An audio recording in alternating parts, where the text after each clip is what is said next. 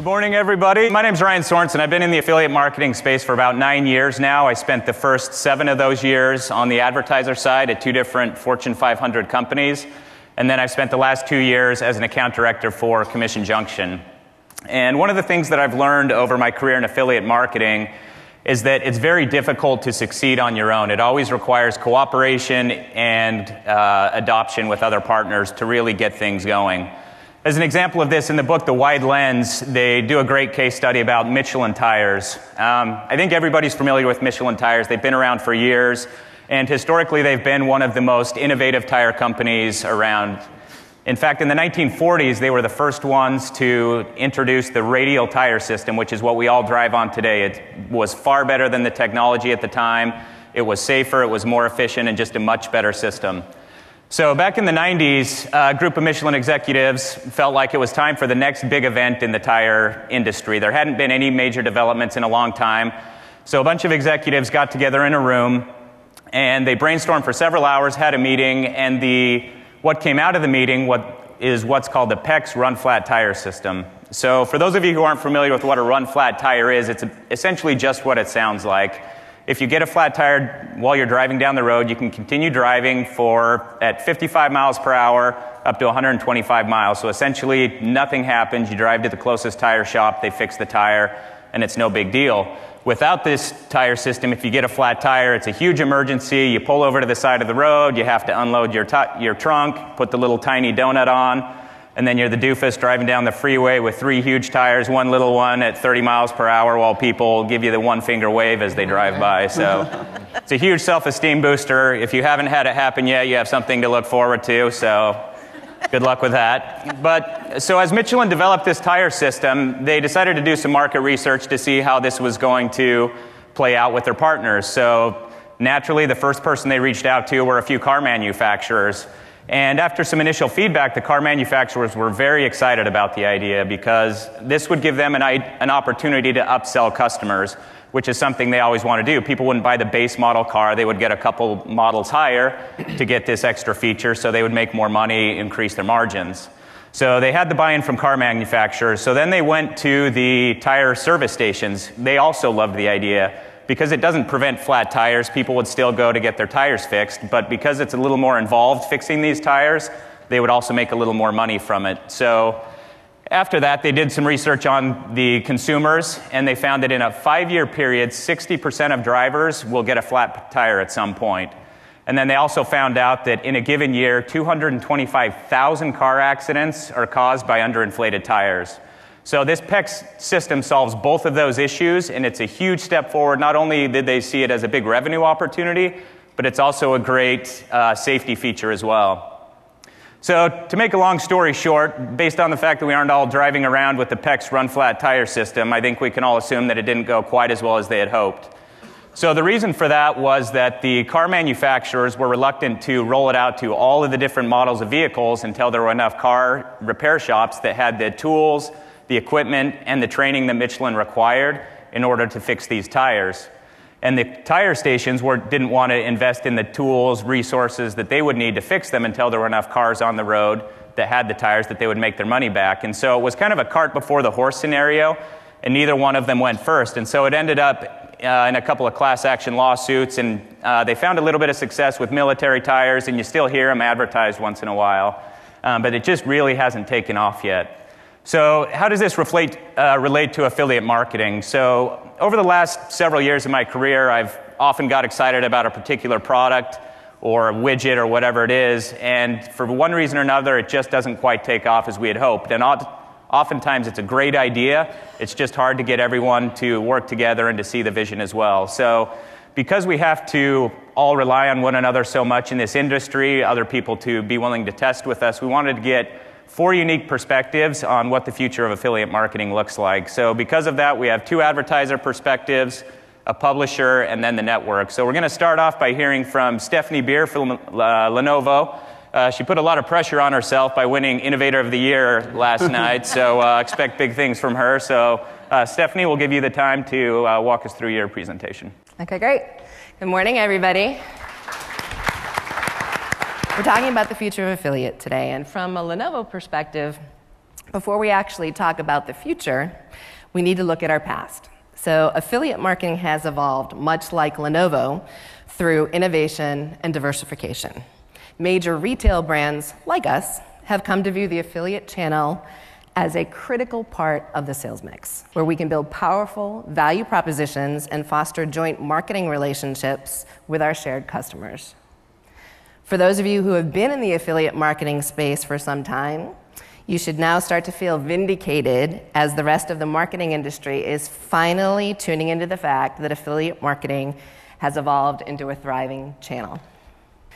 It's all about the customer experience lifecycle and being able to view that experience through the eyes of your customer. For personalization, we need to invest in research to understand how the customer purchasing behavior is changing, how quickly, and for what audience segments. At a content marketing level, we need to have the right information and technologies in place for delivering that information to the customer. And with mobile and omnichannel marketing, our brand story needs to be a seamless, integrated, and consistent experience regardless of channel or device. At a personalization level, Lenovo is actually currently engaging in a pilot program with CJ.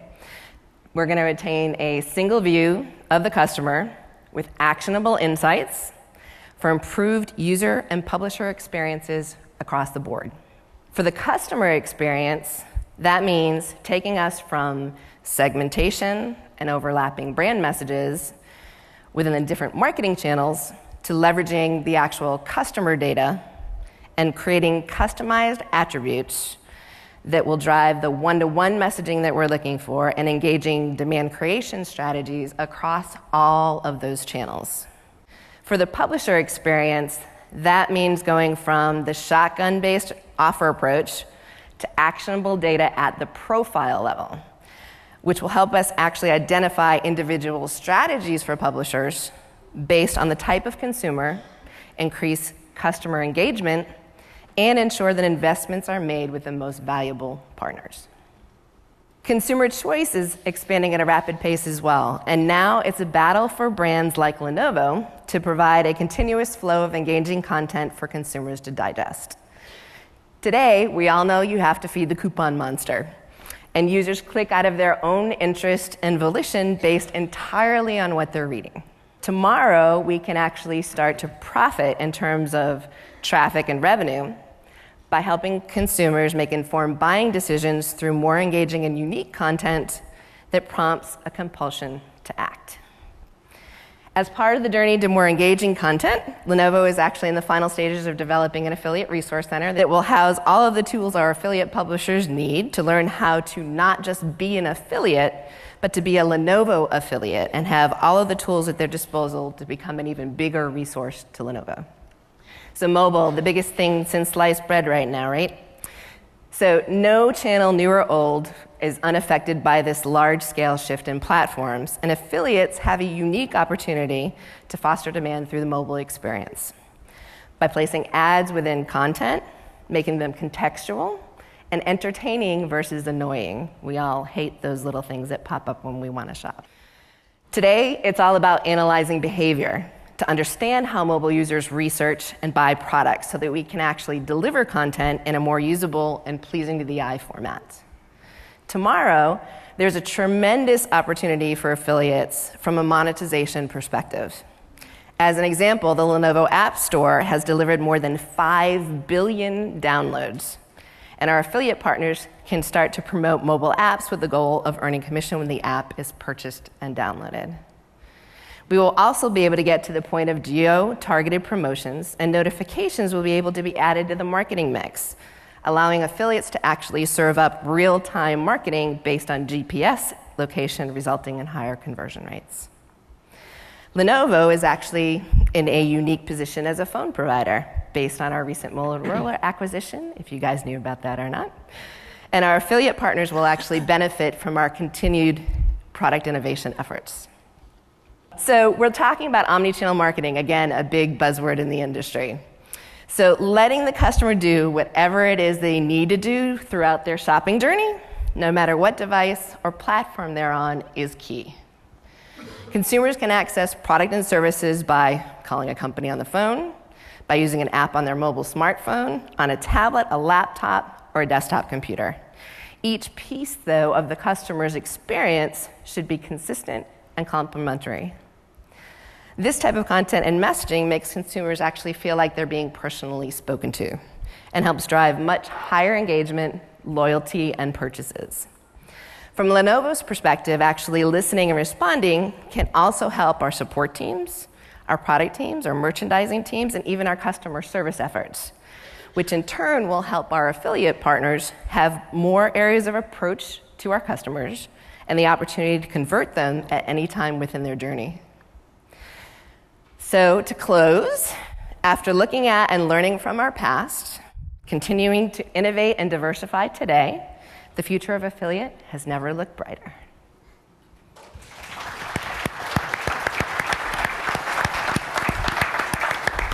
Thank you, Stephanie. So now we'll be hearing from Dan Wood next, who is the marketing lead for affiliate and the paid search channels at Capital One. So, Dan? Good morning. Just want to start by thanking CJ for, first for another great CJU, secondly for the opportunity to speak today, and thirdly, and most importantly, for a great year of partnership. We were thrilled to win the New Advertiser of the Year award last night, and you may have noticed there was a bit of a credit card theme as some of the ads came out, and certainly a big part of that was the work that CJ has done to grow and improve the channel within the industry. So thank you for that.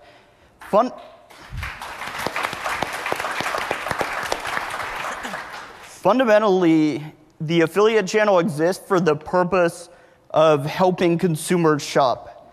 Whether it's a businesswoman looking for a hotel room in a specific neighborhood of Manhattan, a teenager trying to find the newest style of jeans at a price he can afford, or a couple looking for a loan to expand their home at the best rate, consumers turn to affiliates to find the right deal. The future of affiliates, then, will be defined by our ability to adapt and continue to add value as how consumers shop evolves. I see three defining themes shaping up over the coming years. The first is that consumers will seek and find affiliates who best empower their decision-making while simultaneously simplifying it. The rise of the internet has brought a massive amount of data to consumers, a massive amount of information and data to consumers. The rise of smartphones has made that information universally available. I was even going to have Wi-Fi on my United flight back home until that got canceled a couple hours ago. Content is still evolving, though, and it's still improving, as is consumers' ability to navigate the content. As time ticks on, affiliates will face more and better quality competing content and consumers that are savvy enough to bring the cream to the top. So increasingly, anything short of a consumer-centric approach will be untenable. On the reverse, affiliates who can empower consumers in the most elegant ways are going to win out. Given that products aren't one-size-fits-all, there's a big opportunity for affiliates to get better at customizing recommendations to the particulars of the consumer and their intended use for the product. Logged-in sites will have more options and advantages here, but for other sites, targeting capabilities and interactive interfaces will be increasingly powerful. Ultimately, affiliates will win by best simplifying the shopping process for consumers. But just like you wouldn't use Waze for navigation if it took you to the wrong destination, consumers will shy away from affiliates who don't help them get to the answer that they would get to themselves if they fully mapped out their options and the trade-offs associated. The second theme is that affiliates with sustained ongoing relationships with the consumer will win out. Affiliates today mostly get new traffic from places like paid and natural search and other forms of advertising. The very most established affiliates attract visitors on the strength of their brands. But as long as consumers only see an affiliate as a shopping resource, it's a constant battle to bring in new traffic and to keep past users coming back. Over the coming years, that model will be continuously threatened in many verticals by affiliates who stay top of mind for consumers and are able to market more proactively through sustained ongoing relationships. In the credit card space where we work, an affiliate who, say, helps a consumer manage their cards and their finances on an ongoing basis by doing things like sending push notifications when you enter a store, telling you what's the best card to use to earn the maximum rewards. Provide a monthly statement that summarizes the rewards you've earned for that month and what you could have earned incrementally if you had used a different product. And doing things like proactively notifying users that they pre-qualify for the best new product that's hit the market. Those types of relationships will win out over affiliates that are hoping for consumers to find them amid the noise on Google and in advertising, or wait and hope for consumers to remember them the next time they're deciding to look for a new card. We're already going down this route to different degrees and different verticals, but we're only in the infancy in harnessing the technology that will enable powerful and elegant experiences that will get consumers to continuously engage. It's a huge challenge as marketers to build those established relationships, but once they're there, it's going to be very difficult for the one-stop shops to overcome those bonds. The third theme is going to be the longest and the most game-changing of all, the rise of the so-called Internet of Everything, or you may have heard different terms in different places. We're gradually moving to this awe-inspiring world of technology. It's believed that over 15 billion devices are already connected to the internet, but we're really only getting started. Over the next 10 years and beyond, we're going to develop and democratize capabilities that allow cars to drive themselves, sensors that can be swallowed, placed on the skin, etc., to monitor health, groceries that can reorder themselves, and hopefully audio at the sports bar that changes dynamically based on which game you're looking at. As these new technologies emerge, they'll change the way we live and certainly the way we shop. And we thought that adapting to the rise of mobile was a big challenge. In this new world, the ways and venues at which we make purchase decisions will evolve, certainly to different degrees and different verticals. Even we old world marketers know, though, that most of the battle is simply being present at the decision point. For many of us, the thought of creating scalable, elegant strategies across various new devices and mediums is nightmarish. But that will be the challenge and the massive opportunity that's ahead. I also foresee that this trend will give rise to big affiliate opportunities in verticals in which they do not meaningfully exist today. After all, who's going to want to tell their car where and when to stop for gas when you could download an app that will have your car automatically stop at the right time at the station with the best price?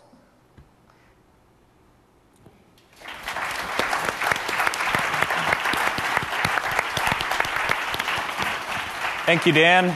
Not sure what the word democratized means that he used it, but I'm going to try and fit that into my next conversation today. So great job. Next, we'll be hearing from Bruce Satley, who is the SVP at coupons.com. Thank you, everyone. Really appreciate the opportunity to speak today. Let me get my notes up here.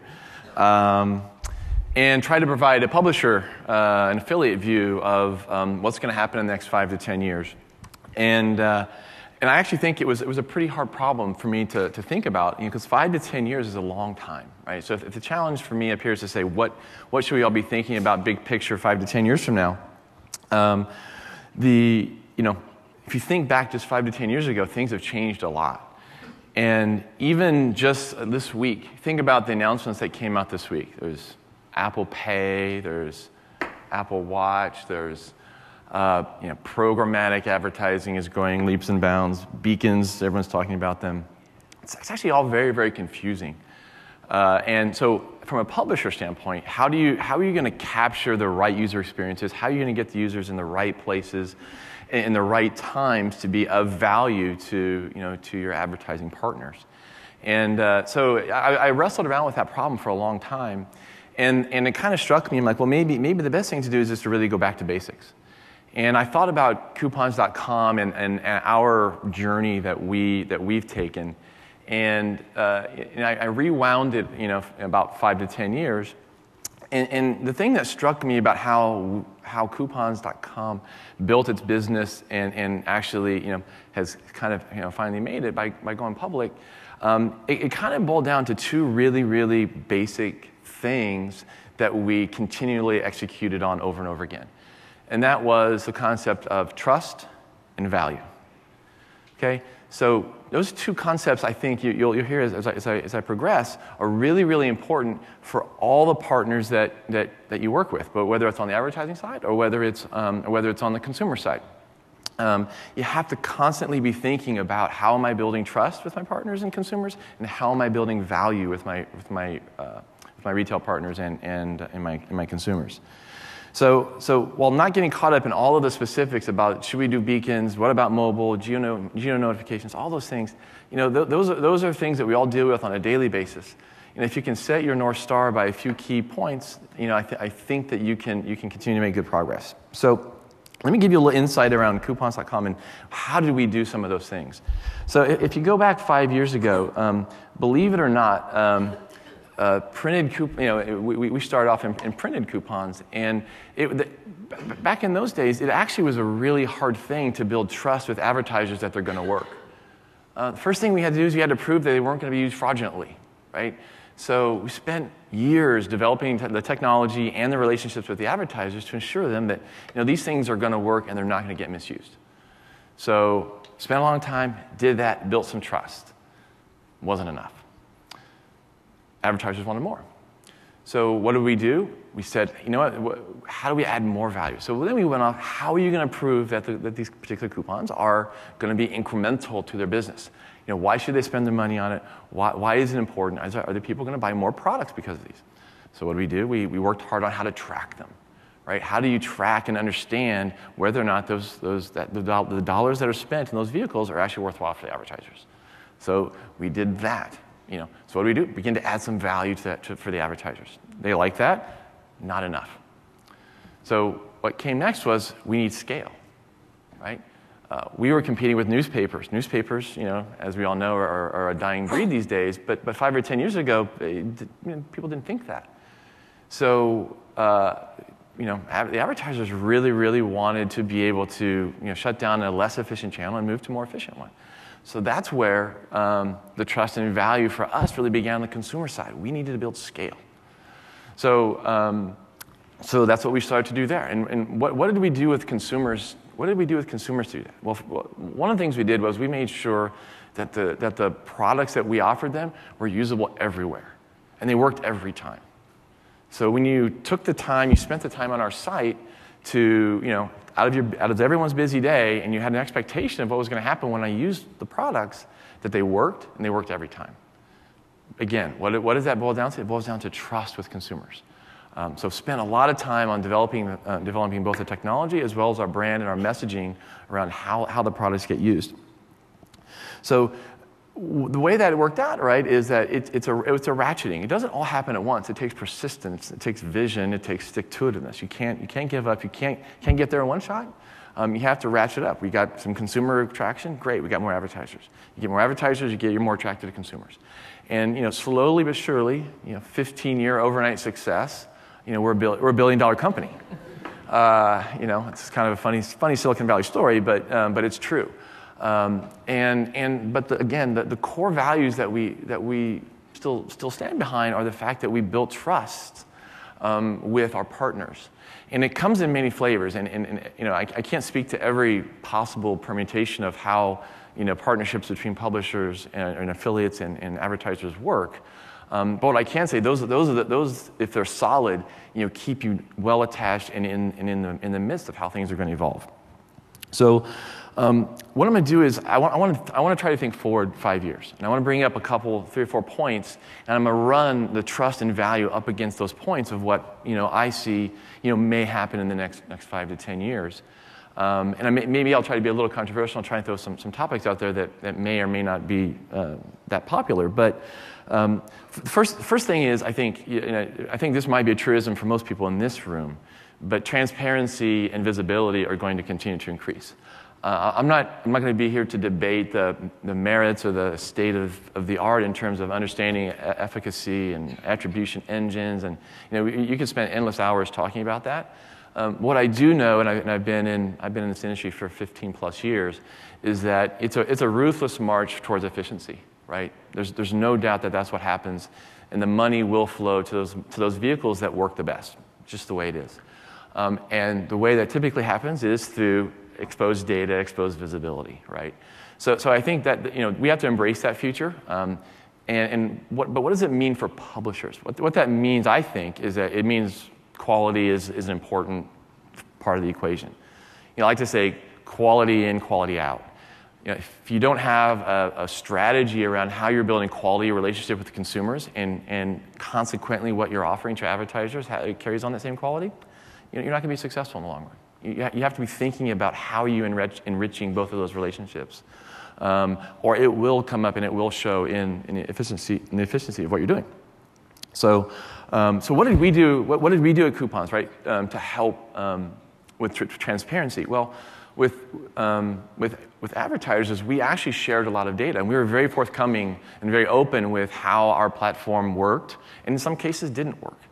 I think we shouldn't be afraid to show the things that don't work, because many times they're as instructive as they are for the things that do. And that's where you learn and you improve, right? So for example, one good example is we would share the segments of our audience that actually worked better for a variety of brands. That, it doesn't mean that we gave away the secrets of what we did. It didn't mean that we would damage our relationships. But sharing that information back and forth built the trust and the value between the chains, right? Likewise, what that did was it allowed us to treat our consumers differently. Once we understood the dynamic of what was happening, we could actually change our site, right? So as you open up those communication lines, it opens up lots of possibilities for how you can change how you operate. Point number 2, data will continue to be a differentiator, and it's kind of aligned with point number 1. But data is going to be a bit of the currency that exists between cementing these relationships and building that trust. As an affiliate and a publisher, you actually are in a unique position, right, to build relationships with consumers that probably the advertisers probably can't. And that's a unique place to be. You're able to gather data and gather insight that's not possible when a retailer or merchant has a different kind of relationship with consumers. So I encourage affiliates to really, really embrace that and try hard to gather that information about consumers, about what's going on. How did coupons turn the card in terms of data? Well, interesting thing is that once consumers are interacting with our site, we are able to then turn that around and say, to Procter & Gamble, we can find people who are very interested in brands that you have, and consequently, they may be shopping for other brands. We don't give away low-level consumer information. We're very, very careful about that. But again, sharing and doing, for example, making their media campaigns more effective. So it's a big part of the reason why we do what we do. is that we're able to share, share those insights. And as publishers, we should be very open towards what's the right way to do that. And then last 2 points might be a little more controversial, but if you think 5 or 10 years out, I really think there's going to be a big revolution in how affiliates and marketing deal with offline transactions, offline purchases. And we get really excited, and I'm very excited about e-commerce. It's growing like crazy, but sometimes we forget still 85, 90% of commerce occurs offline. That's a big number. It's a gigantic number. And unfortunately, it's actually very hidden. It's very difficult to see what's going on. I think in the next 5 to 10 years, we're going to see massive, massive changes in how advertisers are thinking about their spend in advertising online, because it's incredibly efficient. They're going to be much better at understanding what's happening offline. And that has big implications for affiliates, because you have to think about what's your relationship like with your consumers. You have to think about what's your messaging. What's your value proposition for an in-store or mobile experience? You have to take that to heart, because if you're tied to a relatively fast turnaround e-commerce model, that's good, but those models are going to get more efficient, and the offline is going to grow. The other thing I think is going to happen is you're going to see massive changes at point of sale, as well as in mobile. Square, et cetera, are really changing the game for what point of sale means and how it works. That has, again, implications for who is going to be owning those consumer relationships. What does it mean? What does it mean to them? And how do affiliates best approach that? My last point that I'm going to bring up is privacy. It doesn't take too many tipping points, and privacy is a difficult one to deal with consumers, because most people really don't care when it comes down to it. Mess with your credit cards, yeah, they care. Snoop in their email, they care even more. But I think that there are a couple of things that are happening that actually will have impact for affiliates going forward. And number one, obviously the breaches of recent memory are important. The commerce engine is being questioned a little bit, and consumers are a little worried about, so they're a little wary of offering that up. But secondly, concepts like Apple's Touch ID, right? That by itself, I think, is going to change a little bit of the way that how consumers think. It's a little bit of a gimmick. I get that, but it's now a second point in terms of what's going to be changing in terms of how consumers think about their privacy, their data, what they control, what they don't control. You couple those concepts with tried and true kinds of concepts like what's on Facebook. I have my circle, or either on Google or on Facebook, where I have my friends' circles or my acquaintances. And I think 5 to 10 years out, consumers will be very much aware of what information they share with retailers, with affiliates, and with companies they don't even know. So you have to think through, if you do believe that data is important, if you do believe it's a lifeblood for how you get connected between publishers and advertisers, there's going to be some interceding technologies and interceding things coming around privacy that really will force you to think about how to be very tightly a trusted relationship with consumers. Because if you don't, you can get shut out. You may be on the wrong end of the spectrum in terms of understanding what consumers really want. So, to kind of sum up, I really think the notion of this privacy concept sums up really what I'm trying to get after, and that is there's a symbiotic relationship between trust and value. If you can build trust with consumers, right, and you can show them value, they'll trust you more. If they trust you, you can generate more value from them. And likewise from advertisers, right? If you can engender trust in an advertiser, they'll give you leeway. They'll give you leeway to try things, right? Being able to try things and experiment allows you to find new ways to create value. So there's a virtuous circle here around building trust, generating value, building trust, generating value. And so my parting advice is to make sure that you keep that in mind and you push both of those concepts forward, both with your consumers as well as your advertising partners. That's it.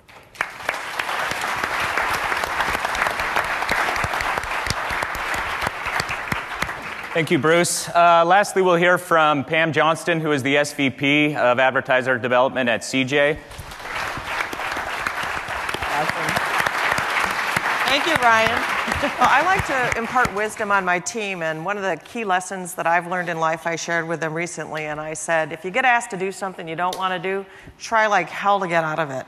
And if you can't, act like it's a great opportunity. So I'd like to thank Carrie for giving me this great opportunity. So anyway, welcome everybody. I appreciate you getting up and coming here after a great party last night. I hope you had a great time. I know I did. And my voice might be an octave lower today as a result of it, but I'll do my best.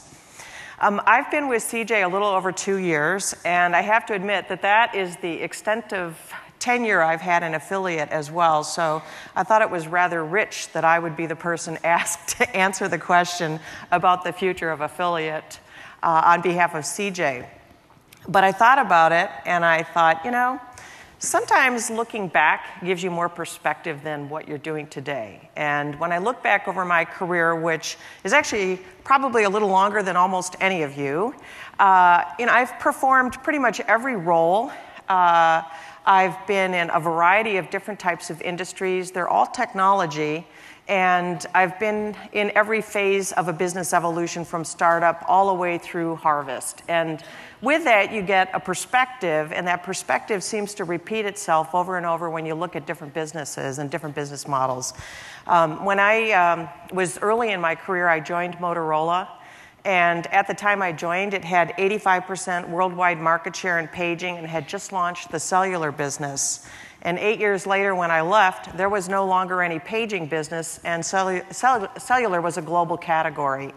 I joined Overture when we were at about $300 million in revenue, and in a year we were over $1 billion and had launched 6 more markets in Asia and Latin America. And then a few years after that saw Google take over. So, you know, technology evolution, the success of technologies, the failure of technologies has been an interesting thing to watch. And I, again, say there's so many analogies that are applicable. It's really interesting to think about it in the context of affiliate. So I'd like to start by talking about why I came here and why I think it is a very interesting and valuable channel. You've heard us over the last couple of years talk a lot about the consumer decision journey. And I thought that was a really outstanding piece of work done by McKinsey. 20,000 consumers, 5 industries, 3 continents, and one of the most insightful pieces of work I've seen in years. And one of the things that we don't typically mention that came from the study was the fact that at the very early stage of the consumer journey, when the consumer's identifying what products they want to have in the consideration set, corporate marketing plays a very significant role, and there is also third-party influence that does as well, which suggests that affiliates play a role up front.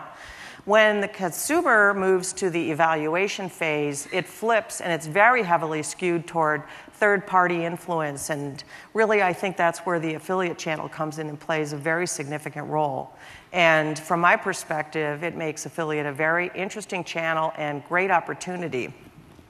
But that said, I feel like it's an opportunity that hasn't really come to age yet. I feel like it's a very interesting channel. It's a network. It's an ecosystem. Ecosystems are much slower to evolve. And as a result, it's a little bit behind other channels. And let me give you some examples of some of the challenges that I've seen so far. One of the ones that really struck me initially was the fact that it's not global. And we spend a lot of time debating about who's more international. And it's like, well, we should be global. It's pretty strange that after all this time we're not. But again, ecosystems evolve more slowly. The other thing is we spend a lot of time talking about how we need more publisher diversity, we need more mobile publishers, and we do, without question, need that. But you know, we do have it, and my bigger question is, how do we use better what we've got? There are a lot of advertiser clients that we have, and we look and we see that they have a large number of publishers that are attached to their programs, and they're not utilized. And there's a big emphasis in this channel on leveraging the big And until we can figure out how to scale the entirety, it really limits the ability for the smaller, the newer to really gain traction and be successful. So we could get a zillion new publishers that are mobile, but how will they be successful if we don't figure out how to make them big and make them be successful in the same way that other publisher models have succeeded? We've talked a lot about the fact that we haven't had data, and I find it interesting that the promise of internet was always one-to-one marketing, but our channel is really a one-to-many channel.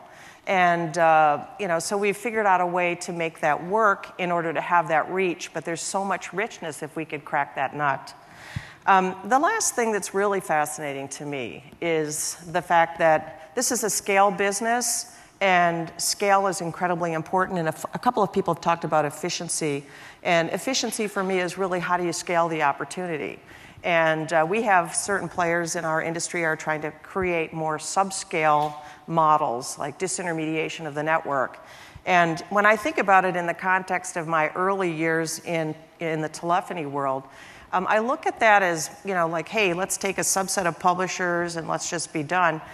That is very similar to creating a private network.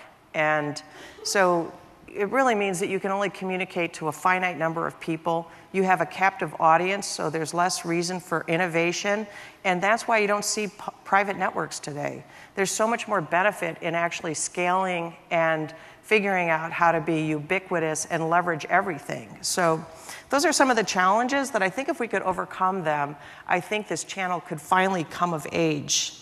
And so if I think about, what would nirvana be? Because I like to think about the business and think about it from different angles and, ask myself, what if all the publishers were exactly the same size and that size was small? Would we be successful today? And the answer is no. We don't really know how to work with really small tail publishers. It's difficult for us to go into the mid-tier publishers. What if all the publishers were really large? Would that be good? Well, yes, it would be good, but would we really have the innovation and the creativity, right? So the real answer is how do we make it all work and be successful, and what levels of automation and scale are needed to do that, so that at the end of the day, a publisher's type, format, size, and location is really a secondary consideration to whether or not that publisher has the consumer segment that I, as an advertiser, are interested in reaching. And if all of the segments I'm interested in are in smaller publishers, then I need to find a way to really work effectively through those publishers. So my vision is let's find a channel that's global, that's scalable, where all advertisers of all size can be successful and publishers of all size can thrive and be successful. And then let's put the onus on individual performance as opposed to size being what matters most. So from my perspective, I think about this channel and I think, that's a pretty cool and powerful vision when you think about the value that affiliate plays in the consumer decision journey. And it's a really exciting vision, and I think it's actually one that's very achievable. And I see what's most exciting for me, that a lot of the work that's necessary to make that happen is underway today.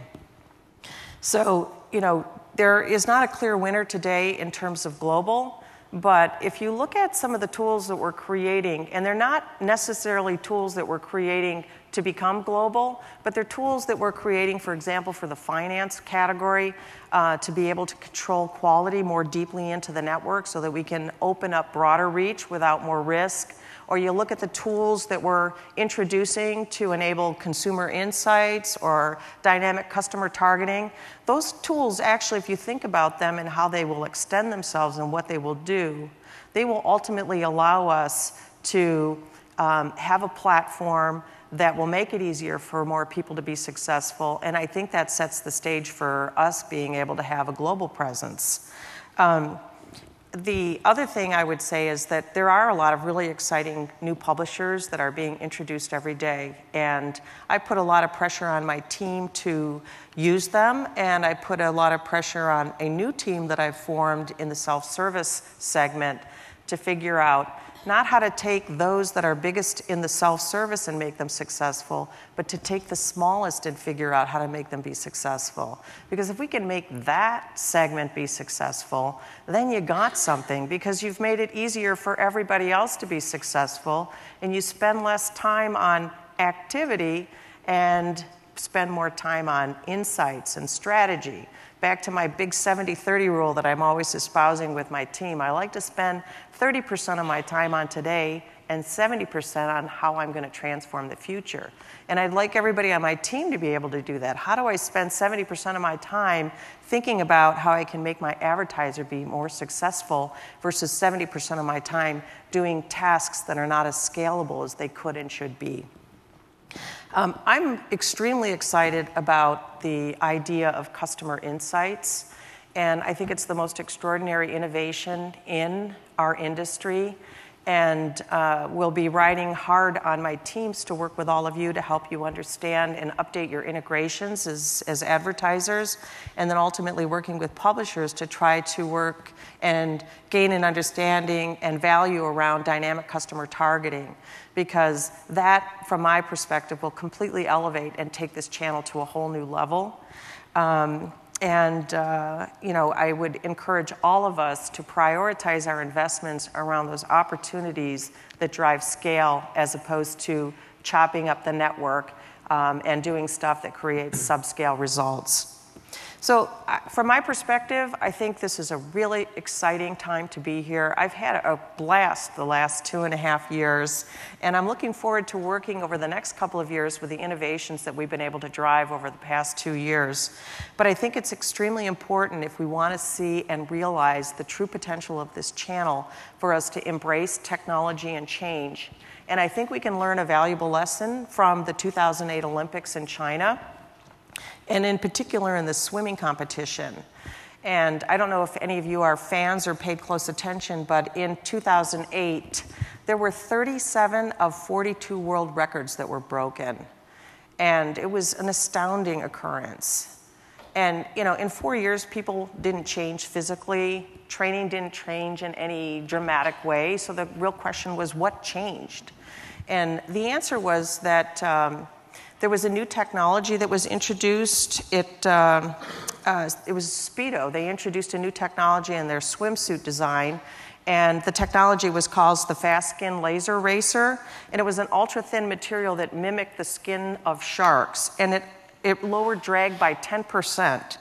So actually it was interesting, because every other sport had embraced technology, but swimming really hadn't until 2008. And even when that happened, there were a lot of people that cried foul, saying it was unfair. Other people said it would destroy the competition, because we would be relying on technology and physical capability as opposed to just physical capability. And you know, eventually the International Swimming Foundation ruled technology as permissible, and they changed swimming forever. And since then, more people have embraced the technology, and even more records have been broken.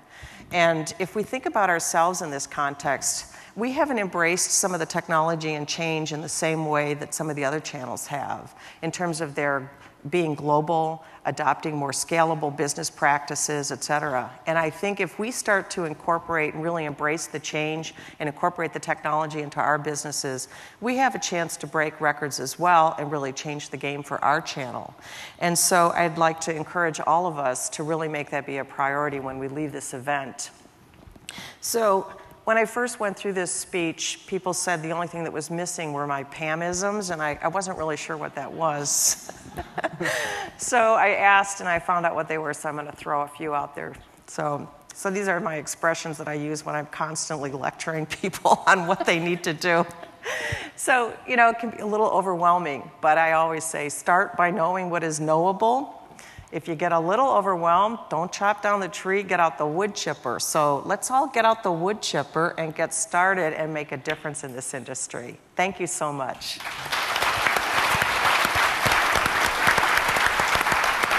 Thank you.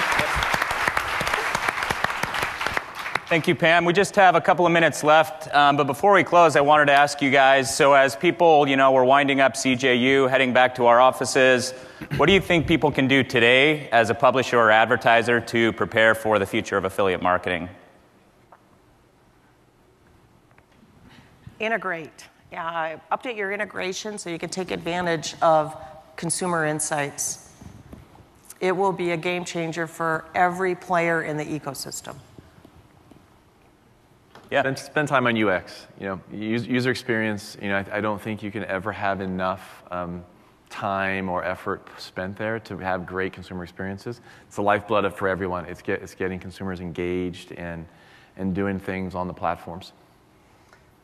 Totally agree there, Bruce. I think it's just important for everyone to go back to the fundamentals of how the consumer is engaging with you and ensure that's an elegant, simple, sophisticated experience, and prepare to be able to scale that in the future. The simpler we can manage things today, the more we're going to be able to scale going forward. I think obviously from our perspective, it's continuing to innovate, and it's continuing those relationships and working with your advertisers, your publishers, manipulating everything and continuing to grow and diversify as you move forward. Great, thank you, and we wanted to thank each of our panelists today, and thank you guys for joining us. There's clearly a lot to look forward to in the future of affiliate marketing. A lot of exciting things coming, and hopefully we've given you some things to think about on your way home today, so thank you for joining us.